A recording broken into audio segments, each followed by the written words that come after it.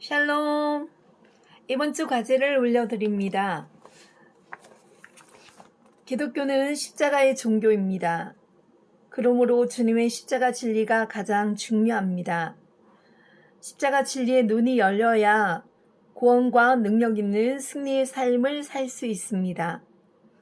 그러나 대부분의 사람들이 십자가 진리를 사변적 진리로 받아들이기 때문에 변화가 쉽게 일어나지 않습니다. 십자가 진리는 우리 삶 속에서 체험되어지고 역사가 일어나야 합니다. 또한 십자가는 하나님께 나가는 문이며 십자가를 통해 주님과 연합이 이루어지게 되는 것입니다. 네 번째 만남, 기도를 통해서 기도의 필요성을 깨닫고 실제로 기도에 힘쓰는 것을 목표로 삼았는데요. 기도가 무엇이며 또 기도는 무엇 때문에 하며 기도의 내용과 자세는 어때야 하는지 알게 하는 것을 목표로 삼았습니다.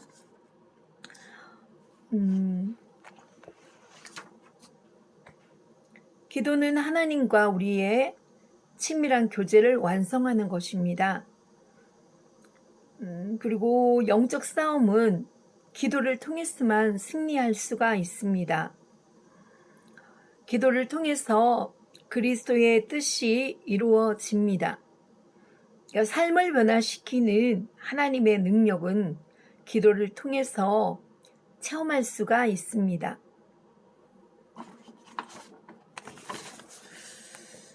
제가 여러분들께 한 가지 질문을 드리겠습니다. 모르는 길을 찾아갈 때하고 잘 아는 길을 갈 때하고는 분명한 차이가 하나 있는데요. 어떤 차이일까요? 그건 바로 내비게이션이 있어야만 하는가 아니면 없어도 괜찮은가의 차이입니다. 제가 어렸을 때는 내비게이션 자체가 없었어요. 아버지께서 먼 길을 운전해서 가실 때 종이로 된 지도를 보셨던 기억이 납니다. 낯선 고속도로에서 언제 빠져나가야 하는지를 확인하기가 정말 어려웠던 시절이 있었어요.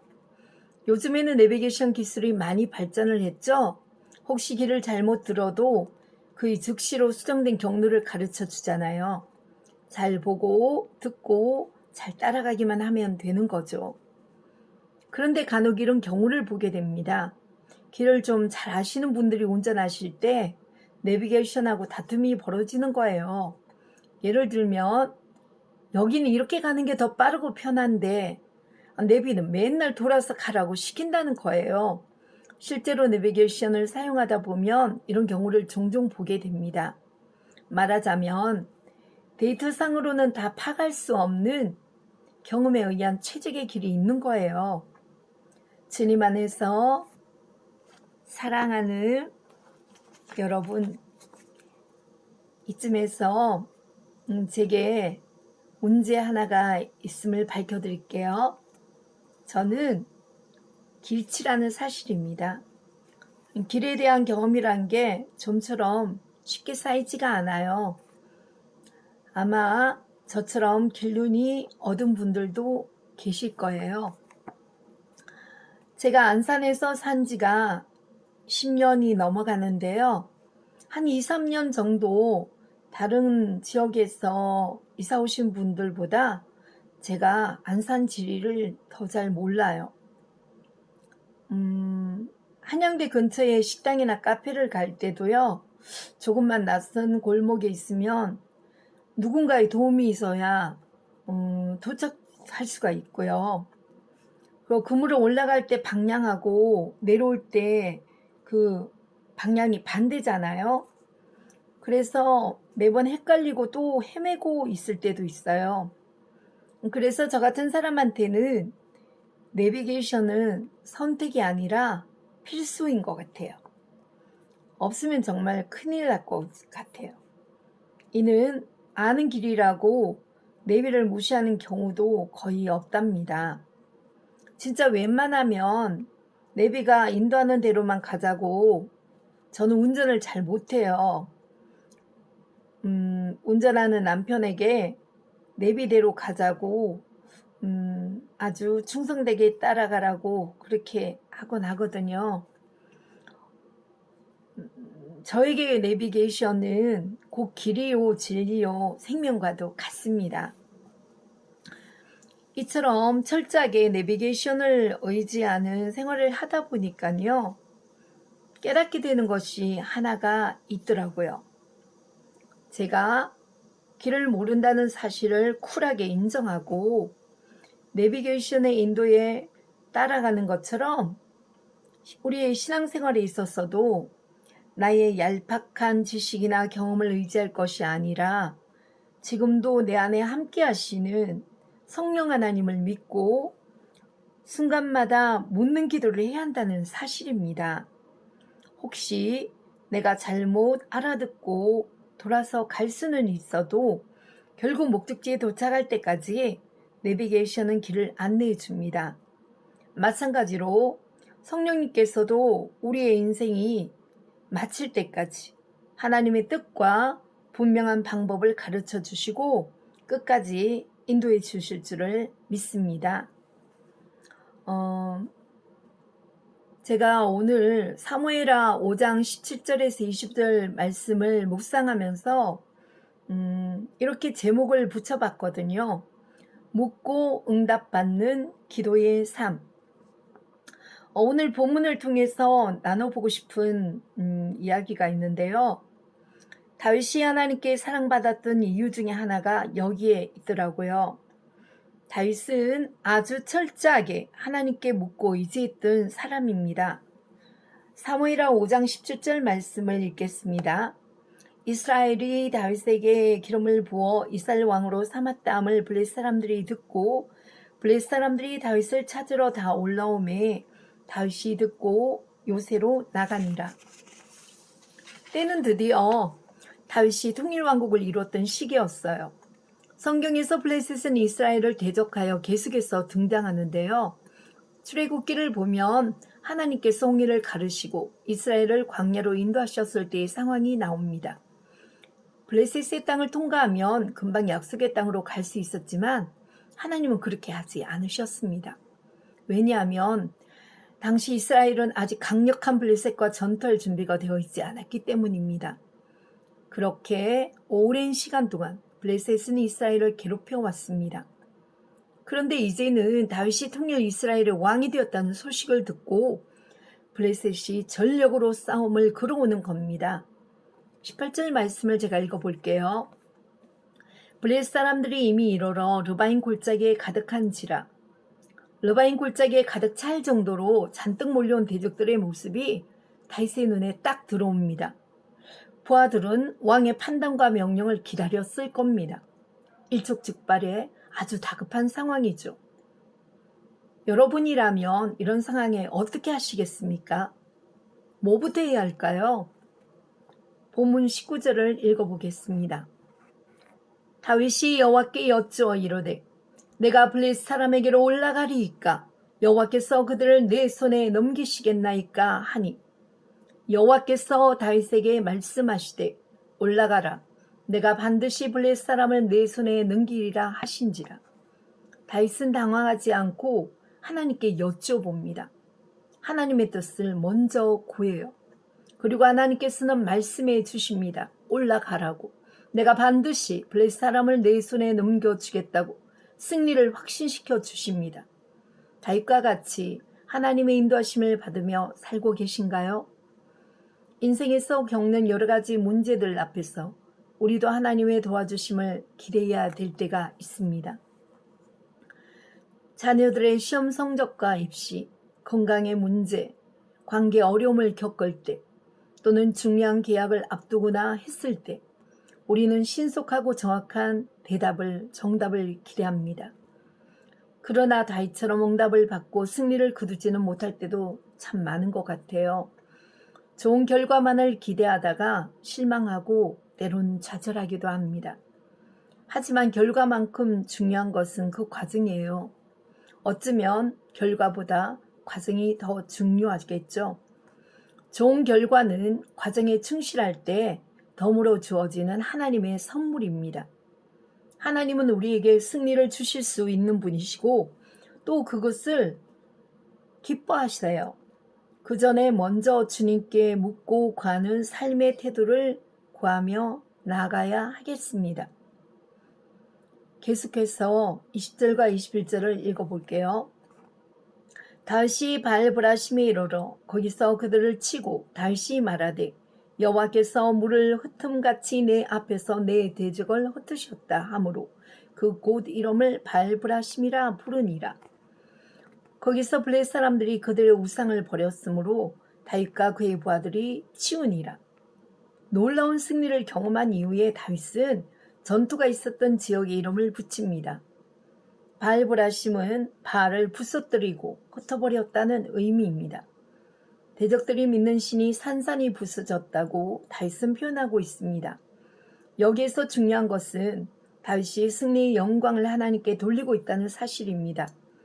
내가 대적을 무찔렀다가 아니라 여호와께서 내 대적을 흩어주셨다고 고백하는 겁니다. 우리는 단순히 눈에 보이는 전쟁이 아니라 영적인 전쟁이 있으며 유일하신 참 하나님께서 우상들을 제거하신다는 사실을 알아야 합니다. 블레셋 군인들은 자신들이 믿는 신들의 우상을 가지고 나왔습니다. 하지만 하나님의 도우심으로 그들은 자기네 우상들까지 버려두고 갈 정도로 참패를 겪게 되지요. 승리는 하나님께 속한 것입니다. 다윗은 하나님을 의지하고 순종했기 때문에 이 승리를 경험할 수 있었습니다. 그리고 다윗은 교만하지 않고 철저하게 하나님을 인정하고 높입니다. 사랑하는 여러분들께서도 날마다 주님께 묻고 순종하여 승리하는 역사를 경험하시기를 소원합니다. 여기에서 끝나지 않고 상황은 계속해서 이어지더라고요. 22절을 제가 읽어드릴게요. 블레셋 사람들이 다시 올라와서 르바임 골짜기에 가득한지라. 방금 전과 아주 비슷한 상황이 반복됩니다. 큰 산 하나 넘었더니 또 산이 있는 겁니다. 오늘날 우리들의 삶으로 생각해보면 어떨까요? 학생일 때 공부와 입시를 지나서 대학에 가거나 취업 준비를 해야 하고 또 고생해서 취직하면 끝이 아니라 사회생활에 야근에 회식에 출장에 그 와중에 어떻게 연애도 하고 그러다 결혼까지 해도요. 부부 갈등에 또 출산에 육아에 우리의 젊음을 다 쏟아야 합니다. 그리고 자녀들이 성장하면 다시 또 공부시키고 대학 보내고 이와 비슷한 것들이 반복되겠죠? 다윗이 겪었던 상황들 못지않게 우리 인생에는 참 어렵고 두려워할 만한 일들이 끊이지 않고 가득 차는 것을 보게 됩니다. 이미 한 번의 확실한 승리를 맛봤던 다윗에게는 몇 가지 선택지가 있었을 겁니다. 만약에 우리들에게 이런 상황이 주어진다면 어떻게 반응하실 것 같나요? 이미 잘 알고 있는 정답 말고 현실적으로 삶에서 우리가 선택해왔던 것들이 정말 궁금합니다.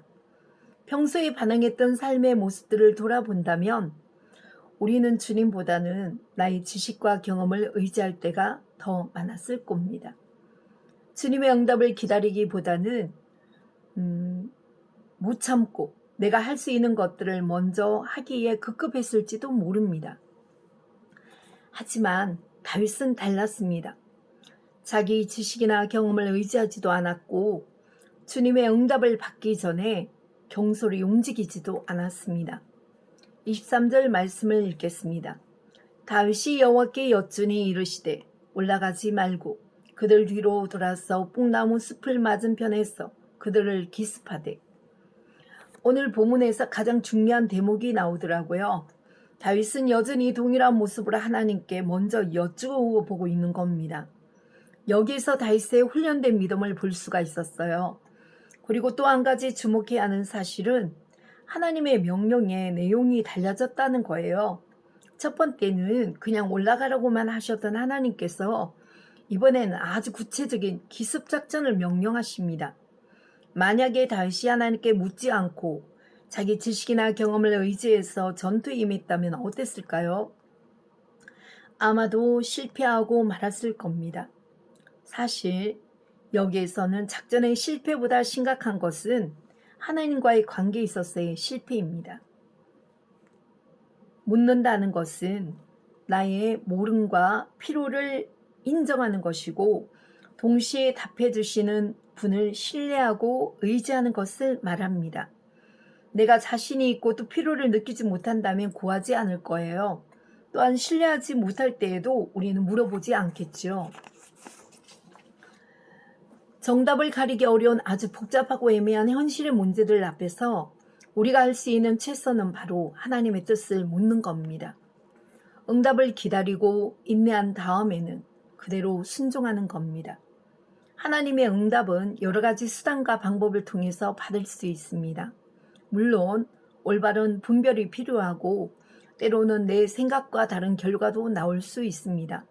그러나 중요한 것은 그럼에도 불구하고 하나님께 묻는 겁니다. 설령 내가 못 알아듣는 경우가 있더라도 일단 물어본다면 하나님이 들으시고 또 응답하시고 우리의 삶을 이끌어 가신다는 그 믿음을 붙잡고 순종하며 나아가기를 기도합니다. 계속해서 24절 말씀을 읽겠습니다. 뽕나무 꼭대기에 걸음 걷는 소리가 들리거든 곧 공격하라. 그때 여호와가 너보다 앞서 나아가서 블레셋 군대를 치리라 하신지라. 아주 구체적인 하나님의 지시가 이어집니다. 뽕나무 꼭대기에서 걸음 걷는 소리가 들리면 그때 공격해라. 전쟁에 능하신 하나님께서 말씀하시는 것이 곧 필승의 전략이 됩니다. 왜냐하면 하나님께서는 순종하며 따르는 자들을 위하여 먼저 앞서 나아가셔서 전쟁을 주도하시는 분이시기 때문입니다. 다윗의 원수인 블레셋을 다윗 군대가 치기 전에 먼저 하나님 여호와께서 적군을 쳐서 무찔러 주실 거라고 약속해 주십니다.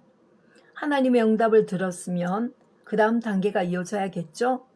25절 말씀을 읽겠습니다. 이에 다윗이 여호와의 명령대로 행하여 블레셋 사람을 쳐서 게바에서 게셀까지 이르니라. 위기의 순간에 진짜 실력은 드러나게 되어 있습니다. 다윗은 몇 번이고 먼저 하나님께 묻습니다. 그리고 응답에 주목하죠. 당시에 다윗이 어떤 방식으로 하나님께 묻고 응답을 받았던 간에 그에게는 믿음이 있어야만 했습니다. 이게 정말 하나님의 뜻이라는 것을 신뢰할 수 있어야 순종도 가능한 거니까요.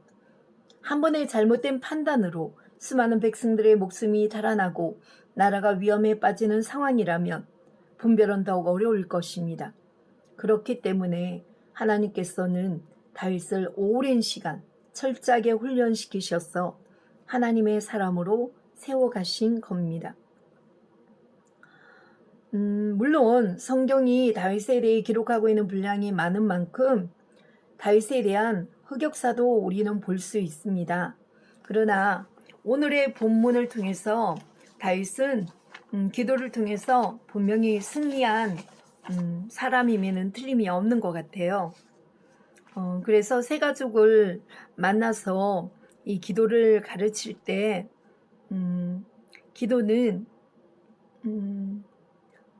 먼저 묻는 것이라고 그렇게 말씀을 드리고 싶어요. 내 생각과 내 감정과 내 의지를 내려놓고 내 안에 계신 주님께 먼저 물어보는 그런 기도의 습관이 세 가족에게 생겼으면 하는 간절한 바람이 있거든요. 그리고 주 예수 그리스도의 이름으로 하나님 아버지께 우리는 기도하는 것이잖아요. 그래서 우리의 기도는 그리스도로 말미암아 유효하게 되고 성령에 의해 하나님 아버지께 전달되는 것이라는 것입니다. 진정한 기도는 그리스도 안에서 하나님의 자녀가 된 사람만 할 수 있잖아요. 하나님의 자녀가 된 축복이 얼마나 큰 축복인지를 새가족님과 나눌 수 있는 그런 시간이 될 수도 있을 것 같아요. 먼저 하나님과 대화를 통해 교제하기 위해서 우리가 기도한다는 것을 나누고 싶고요. 그리고 우리의 영적인 성장을 위해서 그리고 우리 각자를 향하신 하나님의 계획을 이루기 위해서 우리가 기도를 하는 것이고, 또 우리 각자의 소망을 아를 수 있는 것이 기도라는 것을 함께 나누며 나누기를 원해요. 그리고 기도를 통해서 우리가 믿음으로 우리의 기도는 응답받는다는 것을, 그리고 우리가 그리스도 안에 거하고 성령의 지배를 받으며 하나님의 말씀과 뜻을 따라 기도하고 하나님께서 그 기도에 응답하실 것을 믿으면 응답받을 수 있다는 준비된 그런 삶을 우리가 살아갈 수 있는 그런 은혜를 나누기를 원합니다. 그리고 너희가 기도할 때 무엇이든지 믿고 가는 것은 다 받으리라 하시니라. 마태복음 21장 22절 말씀을 통해서 우리가 구한 것에 대해서 의심하지 않고 하나님의 뜻 가운데서 우리의 기도를 응답해 주시리라는 믿음을 가지고 살아가면 오늘 하루가 의미가 있고 가치가 있고 그리고 행복한 하루가 되리라고 믿습니다. 여기까지 기도와 관련해서 다윗의 기도 응답받는 그런 삶을 통해서 살펴봤는데요. 저도 다윗처럼 묻고 응답하는 기도를 통해서 그런 기도의 삶을 살고 주님의 말씀에 순종하며 살아가기를 원합니다. 감사합니다.